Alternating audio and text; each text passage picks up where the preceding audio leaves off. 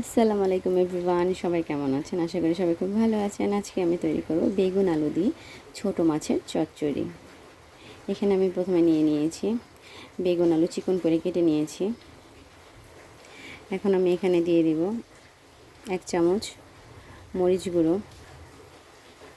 1 চামচ মরিচ গুঁড়ো, 1 চামচ হলুদ গুঁড়ো, 1 চামচ ভাজা জিরে গুঁড়ো, লবণ স্বাদ মতো। এখানে মশলা আপনারা বাড়িয়ে কমিয়ে নিতে পারেন। আদা বাটা 1/2 চামচ, রসুন বাটা 1/2 চামচ, পেঁয়াজটা পরিমাণ মতো। এখানে 4টা পেঁয়াজ আমি কুচি করে নিয়েছি। এই যে আমি ছোটো মাছটা নিয়ে নিয়েছি। এখন আমি হাতে মেখে আমি এখন বসিয়ে দিব। আমি এখন তেল দিয়ে দিচ্ছি পরিমাণ মতো।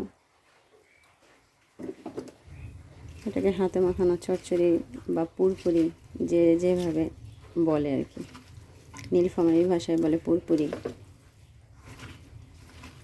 এখানে আমি কোনো পানি ব্যবহার করব না। এখানে আমি 4টা কাঁচামরিচ দিয়ে দিচ্ছি।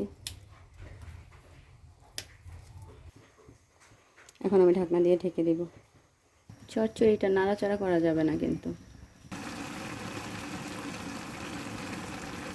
এই তো তৈরি হয়ে গেল আলু বেগুন দিয়ে ছোট মাছের পুরপুরি মানে চচ্চড়ি। ভিডিওটি যদি ভালো লেগে থাকে তাহলে লাইক, ফলো, শেয়ার দিয়ে পাশে থাকবেন। আর যদি ইউটিউব চ্যানেল থেকে দেখে থাকেন তাহলে চ্যানেলটি সাবস্ক্রাইব করে দেবেন। বাসায় ট্রাই করবেন। ভালো থাকবেন সবাই।